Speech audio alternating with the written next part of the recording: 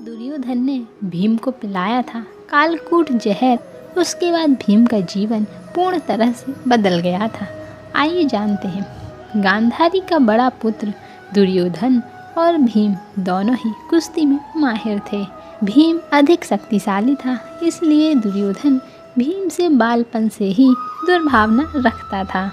वह सोचने लगा कि नगर के उद्यान में सोते समय भीम को गंगा में गिरा दें और युधिष्ठिर तथा अर्जुन को कैद करके सारी धरती पर राज्य करें।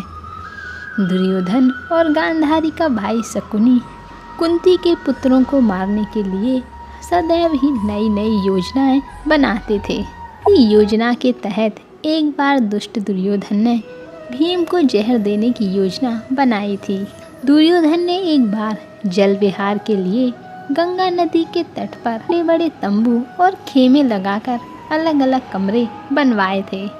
उस स्थान का नाम रखा था उद्यान क्रीडन। वहाँ उसने खाने पीने की बहुत ही अच्छी व्यवस्थाएं की थीं। दुर्योधन के कहने पर युधिष्ठिर ने वहाँ की यात्रा करना स्वीकार कर लिया। वहाँ सभी कौरव और पांडव इकट्ठे हुए। जब सभी राजकुमार एक दूसरे को खिलाने लगे, दुर्योधन की योजना के अनुसार भीम के भोजन में दुर्योधन ने विष मिला दिया।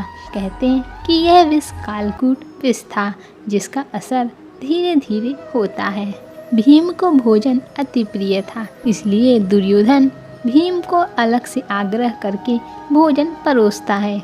भीम वह भोजन ग्रहण कर लेता है और दुर्योधन समझ जाता है कि अब मेरा काम हो गया है। उसके बाद सभी जल क्रीड़ा करने लगते हैं। जल क्रीड़ा करते समय भीम जल्दी ही थक जाता है और वह जल्दी ही खेमे में आकर सो जाता है, क्योंकि उसके रग रग में विष फैलने लगता है और वह बेहोश हो जाता है। बेहोश हुए भीम को दुर्योधन लताओं की रस्सियों से मुर्दे की तरह बांधकर गंगा नदी के ऊंचे तट से जल में ढकेल देता है। यह बात दूसरे पांडवों को पता नहीं चलती है। भीम बेहोशी की अवस्था में ही गंगा के भीतर स्थित नागलोक पहुंच जाते हैं। वहां विषैले सांप भीम को खूब डसते हैं। सर्पों के द्वारा डसने से दुर्योधन द्वारा दिए गए विष का प्रभाव कम हो जाता है। भीमसेन का चमड़ा इतना कठोर था कि सर्प उसका कुछ बिगाड़ नहीं सके।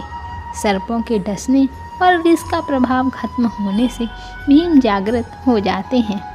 जब वह सर्पों को पकड़ पकड़ कर मारने लगे, यह देख बाकी सभी सर्प भाग जाते हैं। सभी सर्प भागकर नागराज वासुकी जी के पास पहुंच जाते हैं और उन्हें यह सारी बात सुनाते हैं।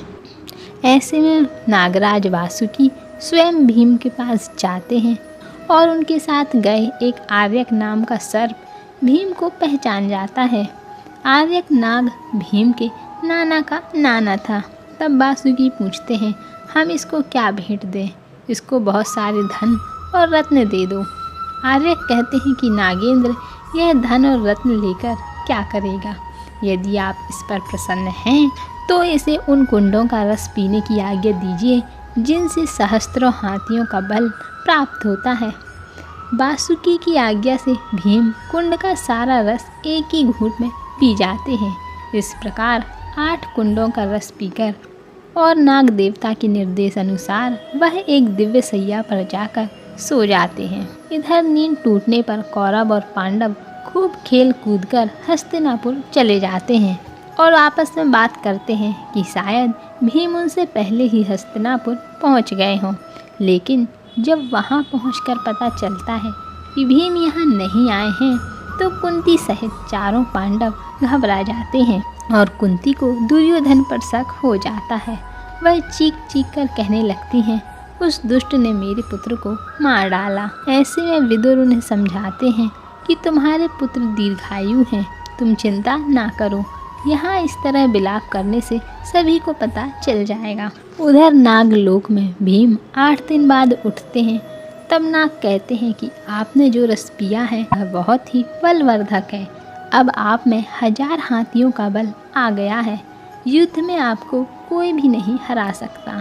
और जब भीम हस्तिनापुर जाकर सारी बात बताते हैं और दुर्योधन की दुष्टता का भी वर्णन करते हैं, तब युधिष्ठिर कहते हैं कि यह बात कभी किसी के समक्ष प्रकट मत करना कि तुम्हारे साथ क्या हुआ और कैसे तुम में 1000 हाथियों का बल आया।